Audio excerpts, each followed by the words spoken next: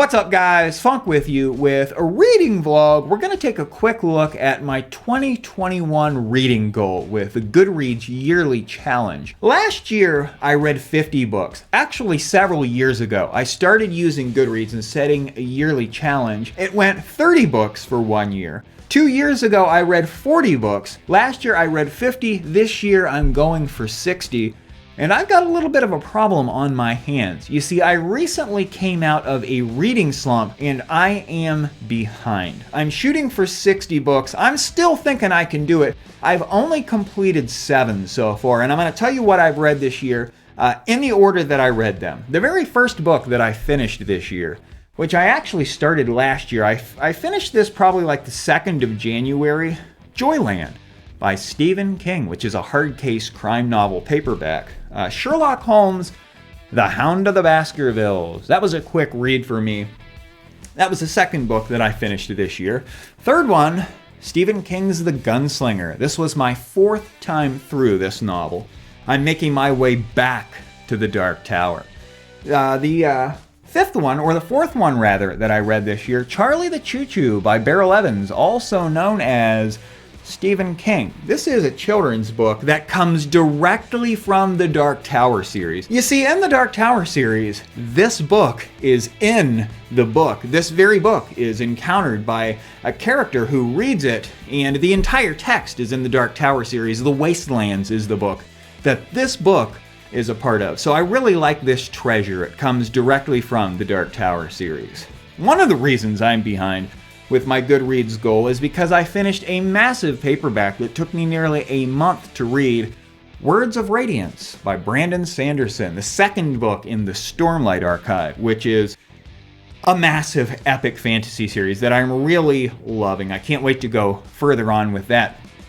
With the next novel in the series, Oathbringer, I also read The Nightingale by Kristen Hanna, which is the only book that I've read this year that I don't have a copy of. I want to get a copy of that for my personal collection. I also, in addition to setting the 60 book goal for the year, I had some other goals. I want to read 10 new authors this year, and I also wanted to read at least 2 pieces of historical fiction. And I got both those, 2 birds with 1 stone, with Kristen Hanna's The Nightingale, which is a historical novel that takes place in France during World War II. It's a very, very dramatic book and a great one. And I also read, in an attempt to get myself out of the reading slump that I was in, I thought that maybe if I read some nonfiction, I could come out of that, because I read fiction book after fiction book after fiction book for about 8 or 9 straight months.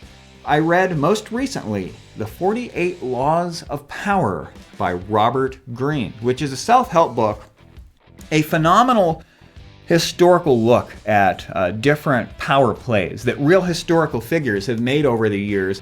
This is incredible. It has 48 insights on how to attain power in the human social network. And that's what I've read this year so far, guys. Of these books, I think that I put The Nightingale up there pretty high. Man, is that a really dramatic read. If you liked Where the Crawdads Sing, I recommend The Nightingale. If you liked William Kent Kruger's This Tender Land, I recommend The Nightingale. You see, The Nightingale is a historical piece of fiction because Kristen Hanna writes a character who was inspired by a real woman. There was a real woman, can't remember her name, probably couldn't pronounce it if I did look at it, but she was someone who was a French citizen when the Nazis took over France, and she helped down airmen, air pilots that were British service members to get out of the country. See, there were a lot of planes that went down over France that was occupied by the Nazis, and if you were a British airman that went down in France, you could have a real problem on your hands. And there was this underground network of people that were kind of conspiring against the Nazis. You know, The Nightingale is very similar to Number the Stars by Lois Lowry. In that one, it's the Danish resistance in Denmark fighting against the Nazi system.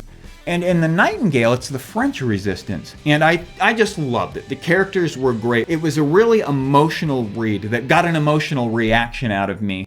It was an incredible book, and I highly recommend it. My second favorite, well, actually, that's probably not my first favorite for this year. That probably goes to Words of Radiance by Brandon Sanderson. You know, I love the Stormlight Archive. And I'll tell you something, guys. This is kind of your typical epic fantasy. It's anything but typical, but in the way that it's massive novels, one long storyline from book to book to book. That's what we think of when we think of epic fantasy a lot of the time, and that's what this is. But I've had a problem, historically speaking, with my epic fantasy attempts at reading, because I found that fantasy authors can have not a lot of suspense in their books. Sometimes, like with A Game of Thrones is a good example. I'll really like the first book in the series, like with A Game of Thrones. However, when it goes to the second book, I can kind of feel like it's the first book all over again, right? Same characters, similar struggle going on, and I can kind of run out of gas with reading that same storyline from book to massive book. However, with the Stormlight Archive, I really like what Brandon Sanderson's doing here. This was the second book in the series. Let me grab just to show you how long this series is. This is The Way of Kings, the first book in the series. It's well over 1,000 pages. It's well over 1,200 pages. Loved every moment of it. It was the best epic fantasy book that I've ever read as far as high-end fantasy goes. Words of Radiance is even longer, and the author managed to keep me pulled in with a plot that has a suspenseful nature through 2 whole books so far. And I'm just thrilled about going on with the next installment in the series, Oathbringer, which is even longer yet. What stands out in this, for me, are not only great characters, because a lot of fantasy series have great characters. That's what it's all about, right? Is falling in love with those characters. This series is fast-paced, man. There's so much going on in these things, and the author manages to keep the plot fast, and I just love them because of that. I'm not going to say any more, but I highly recommend the Stormlight Archive by Brandon Sanderson. I also gave the 48 Laws of Power a perfect 10 out of 10 rating. This is really interesting because I didn't expect a history lesson when I picked this book up. The author uses real historical examples. Napoleon, Bobby Fischer, so many other great historical personalities, where the author gives these 48 insights, his 48 laws of power, and he shows a real historical event where the person there used that law to attain power. And it was just incredible. Plus, it's a really beautiful book. You know, there's a lot of red ink in here, and the pages are just beautiful, I think. A lot of red ink in the margins here, where there are anecdotes and little stories that go along with the particular law that the author is talking about that drive home the points. It's just an incredible read, is this book, and I loved it. It's the best self-help book I've ever read, and I've read some good ones. I liked Jordan Peterson's 12 Rules for Life. I liked How to Win Friends and Influence People by Dale Carnegie. I thought that was a great one. But the 48 Laws of Power is just a grand piece of work. No wonder it sold as many copies as it has. Made my way through this for the 4th time, guys. I'm on my way back to the tower, and I actually did an in-depth summary of this book. I did a video here on the channel where I walk you from chapter to chapter. I just love this story. It's my favorite story that I've ever read, the Dark Tower series by Stephen King. I actually have a tattoo inspired by the series. This is the eye of the Crimson King here. I love the thing. I just can't get enough of it. And I started reading it again because I want to do a summary video series of the entire Dark Tower series. And I've already started it with my first one with the Gunslinger. I want to be basically an expert with it. Check this out. I'm on my way to being a Dark Tower expert. I used this book as I was reading it. This is the Complete Concordance, revised and updated. This is like a Bible concordance for the Dark Tower series. I would love to have one of these with the Stormlight Archive. This is names and events and places. It just goes on and really gives a powerful, deep description of everything going on with the Dark Tower series. This is an incredible piece, and I would love for every epic fantasy series to have a concordance that goes along with it. And I found this to be quite valuable as I read The Gunslinger for the 4th time. Can't wait to be reading The Drawing of the Three, which is the next installment in the Dark Tower series. It'll be my 4th time through that one. So I'm looking forward to finally getting back to the Dark Tower. The Hound of the Baskervilles was a really good read. You know, I just recently discovered Sherlock Holmes for the first time, and it really surprised me with A Study in Scarlet. Man, was that a good story. No wonder Sherlock Holmes has become one of the most successful fictional characters of all time. Arguably the most successful. Well, maybe that goes to Harry Potter. I'm not sure, but I was surprised. I've read 3 of them now. I read A Study in Scarlet, I read The Hound of the Baskervilles, and The Sign of the Four. So I've read 3 of 4 early Sherlock Holmes novels. I'm gonna read the 4th one.